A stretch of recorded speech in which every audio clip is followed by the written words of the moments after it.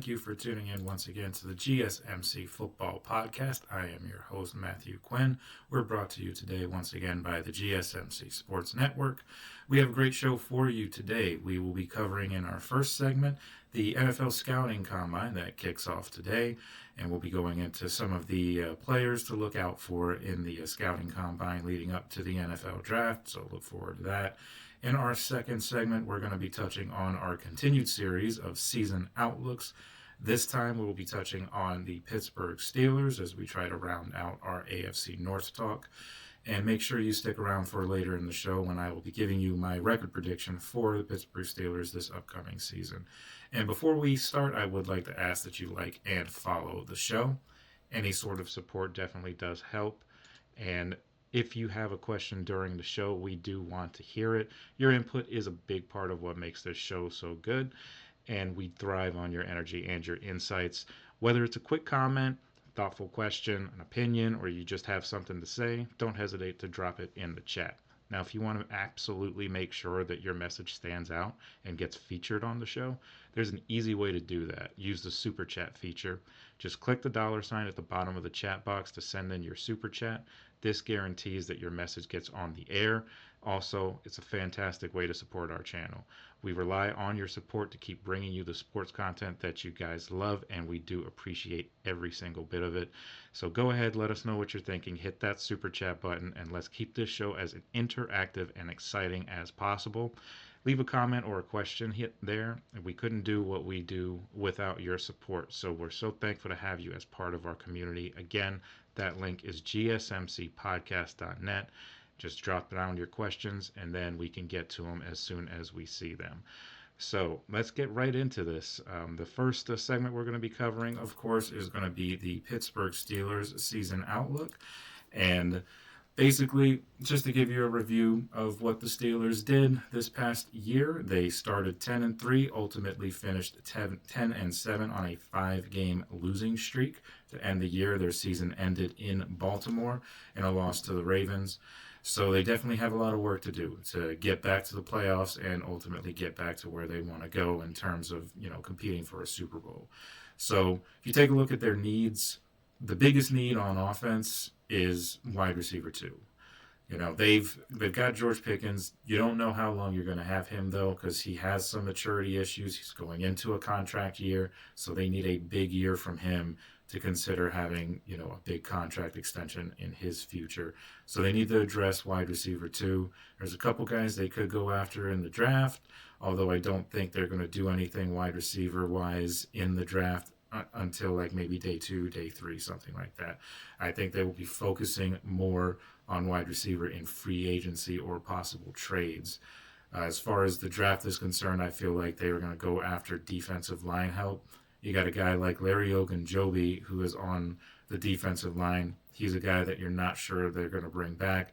Cam Hayward still is an all-pro, had an all-pro year last year, even at 35 years old. He is getting older, so you don't really know how many seasons like that Cam has left in him. I don't want to doubt Cam Hayward because, he proved me wrong last year when he came off of that groin injury, and I didn't think he was going to be his normal self, but he ended up being an all-pro and one of the best, if not the best player on that entire defense, and that's a defense that includes T.J. Watt and Minkah Fitzpatrick, so that is saying something. But Cam Hayward's always been reliable, but you definitely have to start thinking about what you're going to do when he either starts to decline or he just, retires, leaves the game, whatever the case. There's a couple of guys that you can look at in the draft, and we'll get into some of those guys when we talk about the scouting combine in our next segment. But as far as receiver, I feel like one guy that really sticks out outside of T. Higgins, of course, because T. Higgins is the big name that everyone's talking about, but he could potentially just sign that franchise tag that the Cincinnati Bengals are offering him, and that would just make this whole conversation a moot point, basically.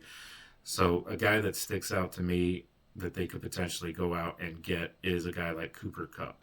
The Rams have made it abundantly clear that they are letting him seek other destinations, and I think the Steelers, it would benefit them greatly if they reached out to Los Angeles and tried to get a deal done for Cooper Kupp. He is, of course, he's getting a little bit older, but he is still an effective receiver, and he would be an upgrade over what they had last year at wide receiver, too.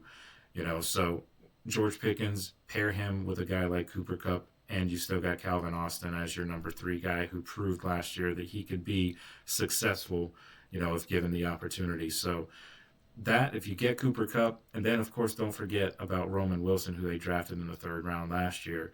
He didn't play a single snap last year. He was hurt most of the year. I think he actually appeared in one game against the Raiders, but only played 1 or 2 snaps in that game. But he was, ineffective. He didn't have a great rookie year. It was marred by injuries. But he's still a decent prospect. So you got to see what you have with Roman Wilson. And if he ends up being, what they hope he's going to be, then that could end up being going from one of the worst depth positions on the team to one of the best depth positions on the team, especially if you get Cooper Kupp in there, because then you would have George Pickens, Cooper Kupp, Calvin Austin, and then Roman Wilson.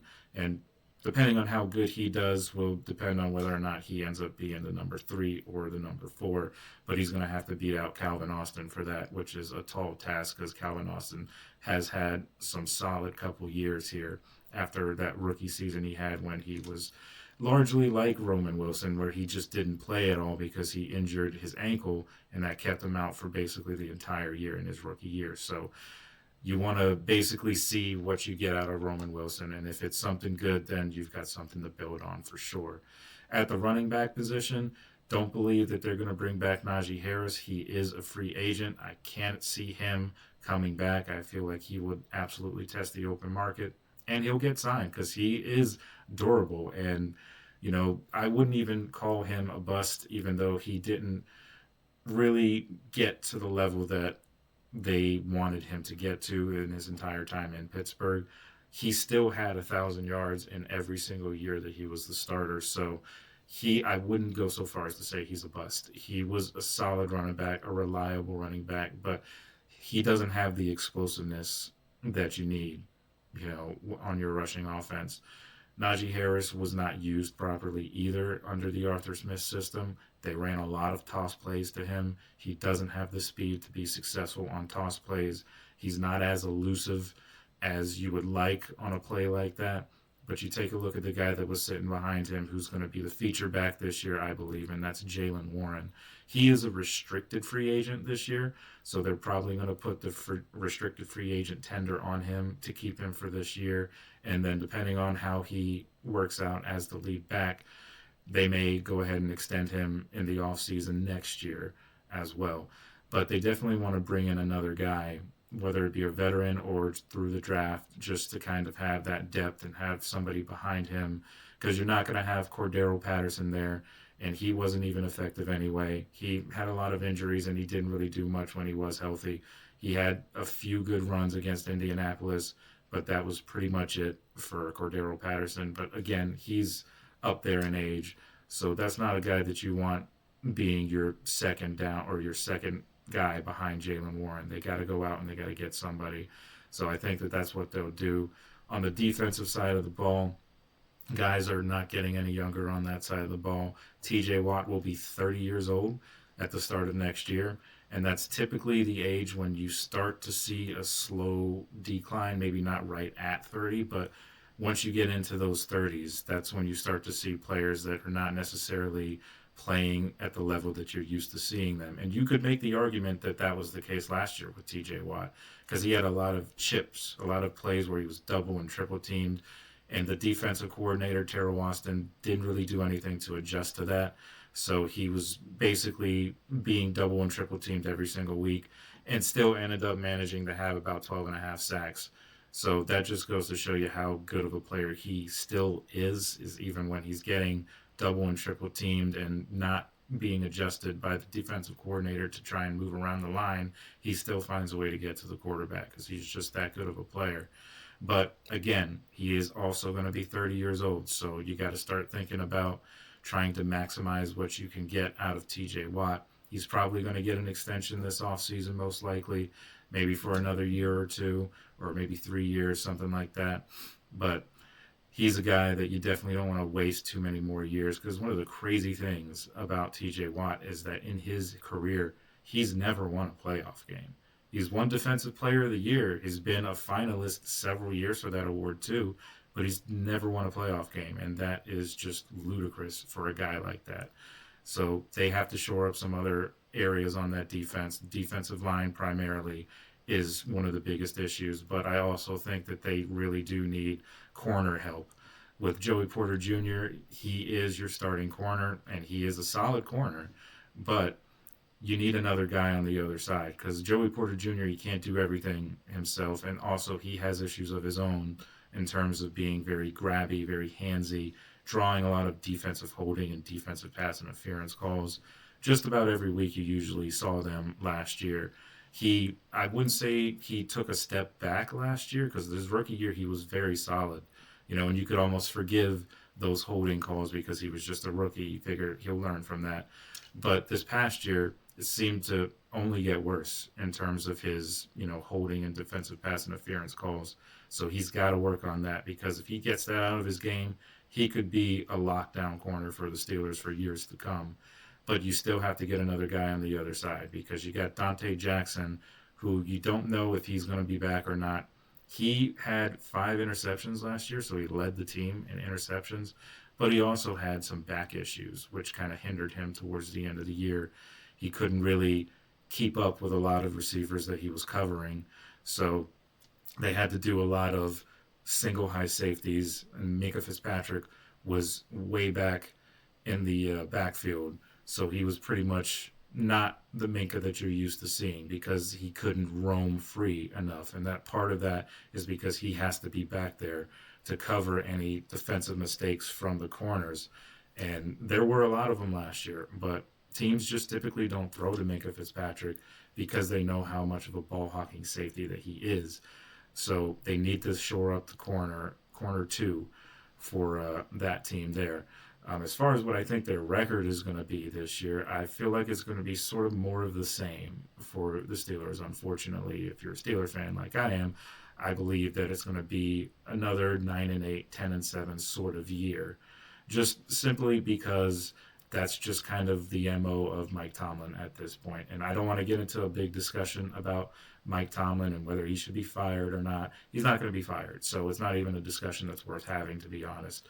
But he has to find a way to get over that hump of winning a playoff game, though. So that's the biggest deal for Mike Tomlin this year. And they cannot have another 5-game losing streak to end the year like they did this year, when they had a 2-game lead on the division, and they just completely fell apart at the end of the year when they finally started playing some legit quarterbacks.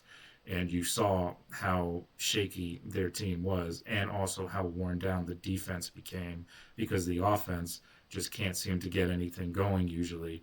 There needs to be more innovation on the offensive side of the ball to help your defense. It's not just about, we need to have a really, really solid defense and we'll be fine. You need to have a good offense too, because your defense will get worn down, which is what has happened over the past several years with this team. So it's definitely something that they need to address. So I have them going about 9-8, 10-7. We'll see what happens in the offseason as the offseason continues with free agency and the draft, see if they add any pieces that could potentially improve their outlook. But right now, as it stands, I have them 10-7, 9-8, something like that. So that covers it for the season outlook for the Pittsburgh Steelers. When we come back, we're going to talk a little bit about the NFL Scouting Combine and just some guys to look out for, and some guys that are competing and are not competing due to various reasons. So we're going to get into that, and I will go ahead and talk some more about that. So go ahead, and any kind of questions or comments that you might have, definitely jot them down in the comment section. If you want to talk about the Steelers, if you want to talk about the Combine, anything goes, and I'll answer those questions as quickly as I can. So we'll be right back, and we'll talk about that Scouting Combine. I feel like I'm losing my mind. Is everybody in the world blind? Please, Lord, give me a sign, a sign.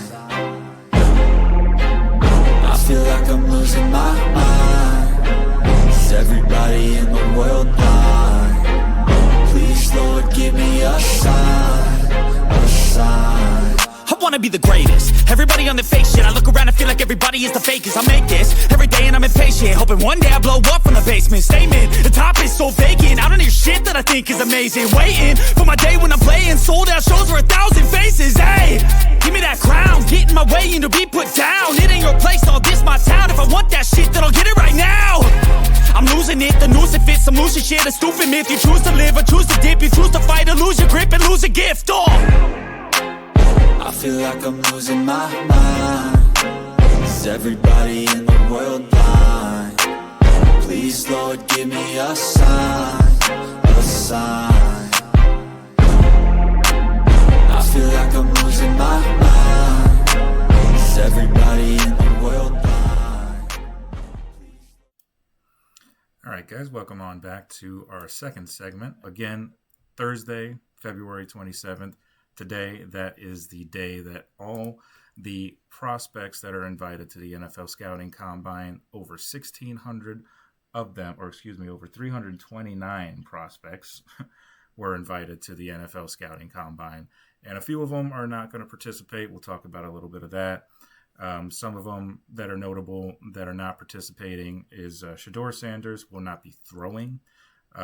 Abdul Carter out of Penn State, he has a shoulder injury, as well as latest news coming out saying that he could potentially need knee surgery, so he will not be competing. Ashton Genty will also not be competing, but there's still plenty of guys to look out for and keep an eye on. Just to name a few of them, as far as we get into our quarterback prospects, that's the most important part of a football team. The most important position is the quarterback.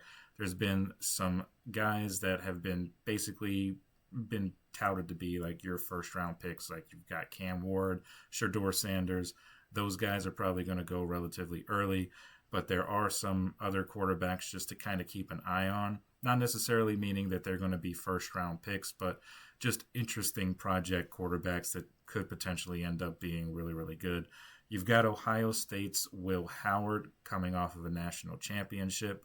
Obviously, that experience of playing in a big game like that definitely goes a long way to helping your career in the NFL. He's not necessarily a guy that you would look at as a first rounder. He's probably going to go day 3, most likely, maybe in the 5th round, 6th round, something like that. Or he could sneak into the second day, possibly 4th round or 3rd round pick. Don't think he's going to go much higher than that, to be honest. But he's somebody just to keep an eye on. Also, there's Jackson Dart, and he is another guy from from Ole Miss who's potentially could be another quarterback that's interesting to look out for. And another guy that maybe not a lot of people are talking about is Tyler Shuck from Louisville. Now, the thing with Tyler Shuck is that he is on the older side. He was in the same recruiting class as Justin Fields and Trevor Lawrence as well when they were all in high school. He has spent about 7 years in college just simply because he's had some pretty bad injuries. In 2021, he didn't play much because of injury, and then in 2023, he didn't play much either. His stats weren't necessarily out of this world when he did play last year, but he's moving up on some people's draft boards as an interesting prospect. He's not going to be a first rounder, nothing like that. I think there's maybe only 2, possibly 3 first round quarterbacks in this draft. I think Quinn Ewers could potentially sneak into the first round depending on who drafts him. Now, I know he has been talking or recently has had conversations with the Pittsburgh Steelers. Still don't think the Steelers are going to go quarterback first round, but that is something to keep an eye on because the Steelers have the 21st pick. Should they choose to trade that pick to somebody in order to get more draft picks or maybe to get another player from another team, some guys could come in there, some teams could come in there and take that spot. I know one conversation that's been had a lot is the Rams parting ways with Matt Stafford. Could they potentially trade with the Pittsburgh Steelers for that 21st pick to potentially go get a guy like Quinn Ewers? Because that would give them both the 21st pick and the 26th pick in the NFL draft. So that would definitely help them, and it would give them a little bit more leverage as well in case they want to add on more picks. They could trade away one of those first-round picks that they get should they take the trade from the Steelers, should the Steelers offer them that. So that's something to definitely look out for. Another position that is interesting because it's pretty stacked this year is the running back position. The best prospect, of course, is Ashton Genty. Had over 2,000 years with Boise State last year, 2,000 yards, with Boise State last year. He has been outstanding with them, and he could potentially go pretty early. There's some teams that are running back needy, so he could potentially go pretty early. Another guy to keep an eye on, Trayvon Henderson out of Ohio State. He's a solid running back. Omarion Hampton from North Carolina is another guy that's really solid at the running back position. So there's plenty of options for teams that might be wanting to bolster their running back room. So definitely something to keep an eye on. Wide receiver, not necessarily as deep as it has been in the past, but there still are some pretty interesting players to look out for. You've got Emeka Egbuka from Ohio State. He could potentially be an early draft pick. He has a lot of potential, had a great year with Ohio State, won a national championship, of course. Mm-hmm. And another guy to keep an eye on, too, is from Arizona in Teteroa McMillan. And he's a 6'5", 212-pound receiver. So big frame, a lot like a guy like, say, DK Metcalf, like that kind of big-bodied physical receiver that's always attractive to teams that are looking to bolster that wide receiver room. Steelers could potentially be in on a guy like that, as I know we talked about them in the first segment, so that's something to keep an eye on with them. But there's plenty of other teams out there that could use a guy like that. There's some interesting wide receiver prospects this year, just not as deep as it has been, say, like last year when you had guys like Marvin Harrison Jr. and all that, and Malik Neighbors. Those guys were fantastic, and they ended up, at least Malik Neighbors anyway, ended up having a pretty solid year, despite the fact that he played for the Giants, and the Giants didn't have a solid year, to put it lightly. So he could potentially end up being, a really, really good receiver for any team that decides to pick him up as far as McMillan goes. And Egbuka is the same way. Either one of those guys could come in and be day one starters. They're that good. So another interesting thing to kind of look out for is, I know I mentioned Tyler Shuck from Louisville. I believe I mentioned him. But he could go to day 2 or 3, but he has some concerns also about injury history. Another quarterback that's kind of a sleeper just to keep an eye on is Dylan Gabriel from Oregon. He ended up having a really, really good year last year, and I could absolutely see somebody taking a chance on him, maybe in the second round potentially.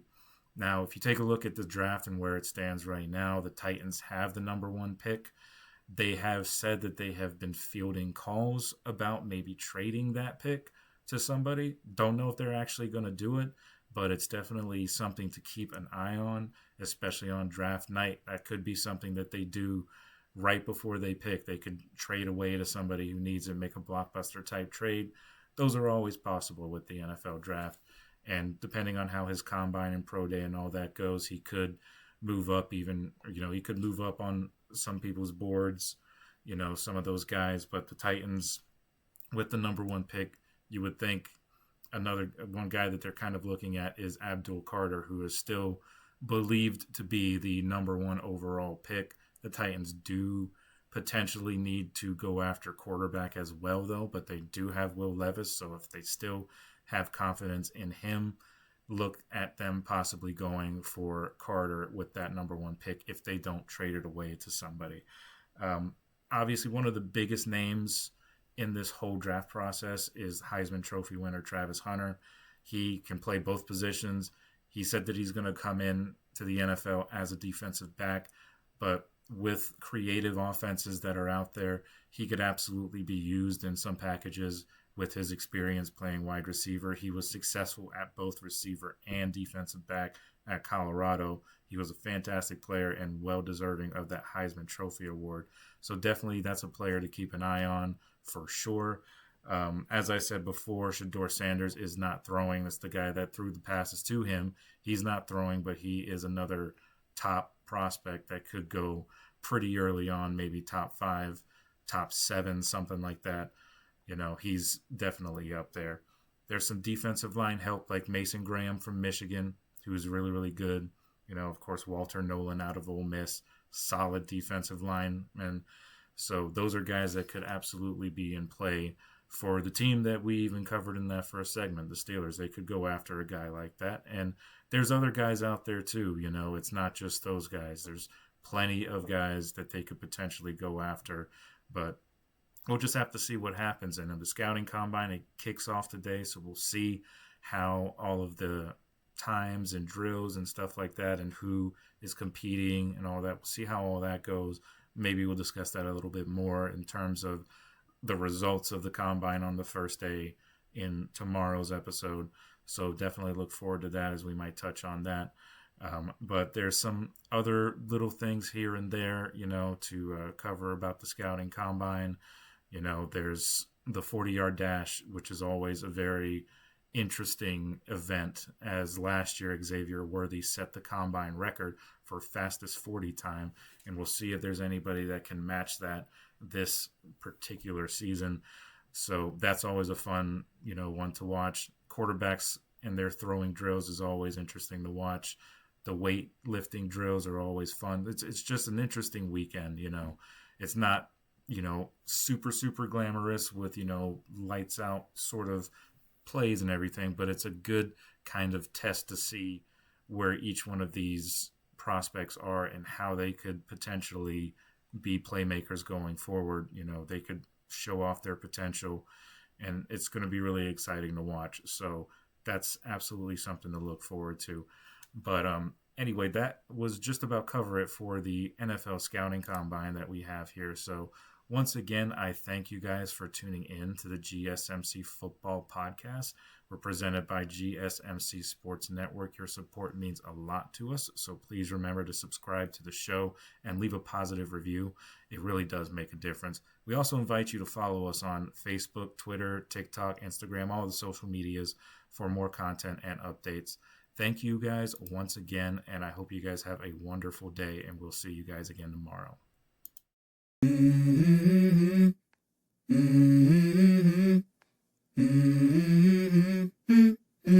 Let's go. I wake up to a little bit of drool on my pillow, feel like it's gonna be a bad day.